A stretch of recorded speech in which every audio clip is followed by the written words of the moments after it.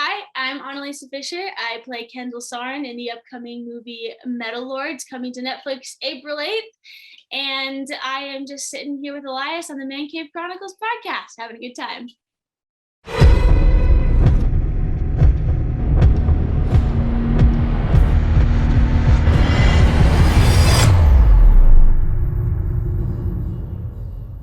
And Elisa, welcome to the cave. Hello, thank you for having me. Thank you for joining me today. Very exciting time. The listeners and viewers are going to see you on Netflix's Metal Lords, which is premiering soon. As Kendall, I had the opportunity to watch it early.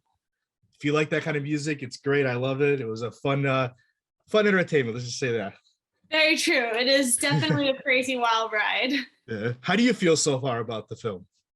I absolutely exceeded my expectations. I think that everyone behind the scenes, from DB to Peter to the entire post-production team, did a fantastic job of turning what was, on script to what we see on screen, and elevating it to a way that makes it absurd but grounded, humorous, funny, everything. They did a really good job. Yeah. It had like that 90s vibe of movies. Remember those? That's what I got from watching it.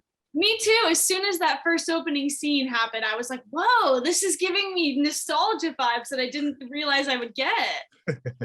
So before we jump more into the movie, I was doing some research on you, and born in Oregon. How did you find the acting bug? What made you get into the acting world? So it's a really weird story that goes so far back. My sister really wanted to do acting when she was young, and my sister looks nothing like me. She has this beautiful head of brown curly hair, this like olive skin, piercing green eyes. She was a beautiful child, like did a bunch of modeling, all this stuff, and she has a heart condition.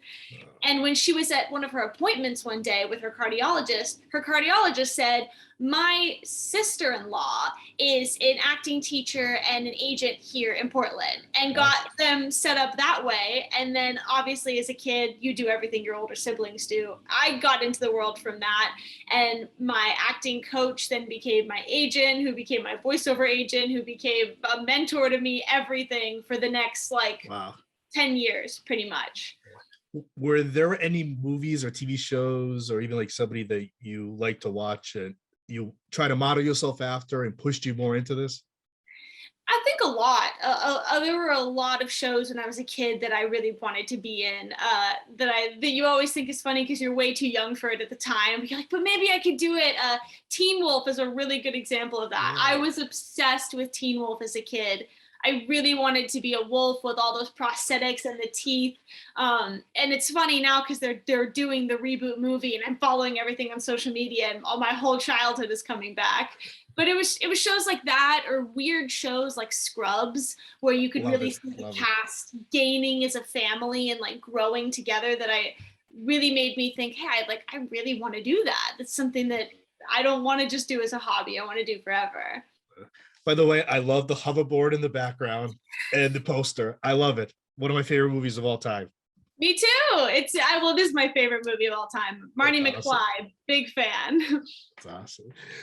So throughout your career, everything, you started going through, like you said, the acting process, like the acting world and everything. What do you feel so far in your career is your biggest accomplishment? I think, that's hard. I take the good and bad with everything.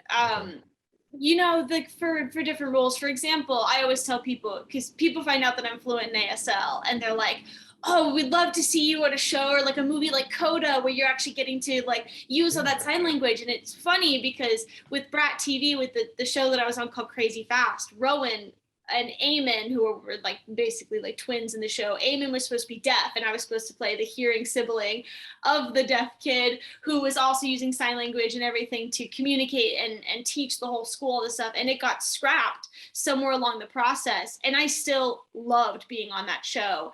But it's little things like that where you're like, you kind of have to go with the flow and realize not everything is going to be awesome 100%. Or for Metal Lords, for example, we shot in the middle of a pandemic. So there were a lot of things that we missed out on as a cast because of that. Whereas, Netflix did an incredible job of trying to make it as normal and as safe as possible. It wasn't 100% there. But just because of that, I kind of take everything with a grain of salt, but also just celebrating the little victories. A big victory with me for Metal Lords is just how much time we got to play Dungeons and Dragons together as a cast. Like that was probably my biggest accomplishment thus far, is getting to play D&D with DB Weiss and Tom Morello. Last question before we jump into Metal Lords. Do you have a dream role that you kind of hope that you can get someday? Yes, something that I go to bed every night and I just, do my little manifestations. I want to be Spider-Gwen in the live action awesome. Spider-Verse more than anything. That would be awesome. Yeah. Have you enjoyed the Spider-Man movies, the recent ones that have come out?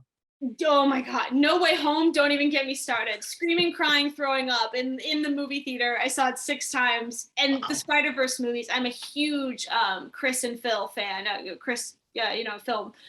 Phil Lord and Chris Miller write the Lego movies and the Spider-Verse movies. So yeah, I'm a huge Spider-Verse fan. Awesome.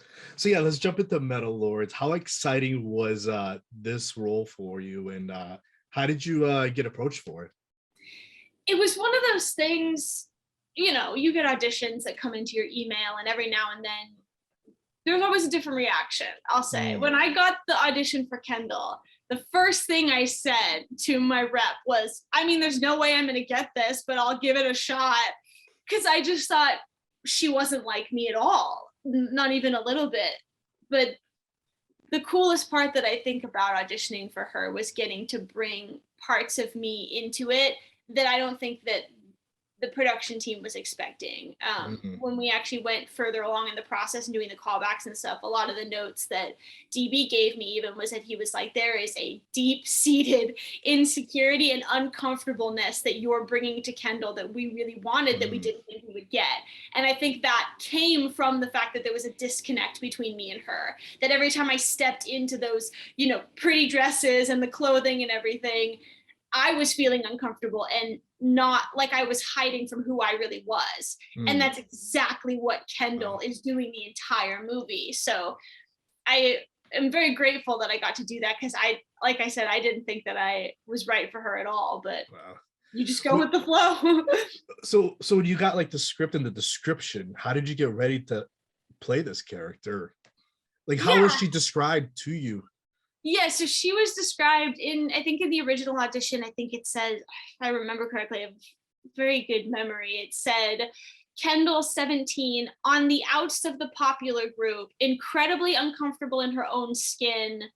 I don't remember what else it said, but it was something like that. And the first words that I remember were like popular group. And I was like, well, I'm not a popular kid, so that's not going to work out the way that I wanted to. And I think I had to borrow one of like my sister's dresses to do the audition. And I had to do it for the callback. I didn't have any super girly clothes to wear for the audition. And so I wore like, I think a black t-shirt or something. And then for one of the notes I got from my rep in the callback was, can you wear something girlier? And I was like, yeah, I can do that. So I had to get like a black dress and like, I think I had to like tape it to my body because it didn't fit. But that was pretty much how I prepared for it, was just wear the thing that made me feel like I was the least like myself as possible, and then just lean into it. What do you think was like the most challenging part playing this character? The most challenging part, I think, emotionally, was just tapping into that, because and people will see as they see the movie, when you meet Kendall, there is an anger there, and there is an uncomfortableness, and there is a sadness that's coming from her that was hard for me to tap into emotionally and leave it on set, because I've spent a lot of my life trying to be as comfortable in my skin as possible, and it's hard to do, growing up in the world that we've created. If you're different than other people see that, and we tend to get made fun of for it. And so that was the hardest part, I think, was letting those old feelings that I had come out and live with Kendall, and then being able to go home every night. Like, there were nights that I would go home and I would just be really sad, and I had to remind myself that that's not me, that's Kendall. And when you're done playing Kendall, it'll all be fine. And it was. When we finished shooting, I was like, okay, I can leave it behind, and I can know that I did her justice. How familiar were you with like the music that this film played? Because we're talking about like Battle of the Bands also, so it was going back from the 70s to 60s to 80s. Yeah, not at all until we started shooting. And then because we spent so much time in quarantine, I went to a couple bookstores and I got like a ton of books on the history of heavy metal, and I was reading up about it, listening to a ton of the music. My dad and a lot of my dad's friends knew, so I would talk to him about it and he would give me little bits of advice and, oh, go listen to these people. And by the end of the movie, I was a huge fan. There's something so like cathartic about just like scream anger music that brings out a lot in people. How was it working with the cast? I know most of your scenes are with Jaeden. First, tell us how was it working with the cast, and then how describe the chemistry between you two, because most of your scenes are with you and Jaeden. Jaeden is, first of all, he's an incredible actor, and he's a lot like what you would think he's like, just a very sweet, quiet kid. A lot of the time between takes, we would just talk about stupid stuff like writing and who our favorite writers were and what we were up to later that day. But he was really nice. We had to do, we had some uncomfortable scenes and stuff we had to deal with, and he never made it weird. Something that I think Dan had said to me when we were shooting, I think it was the first time we were all together as a cast shooting a big party scene for the movie.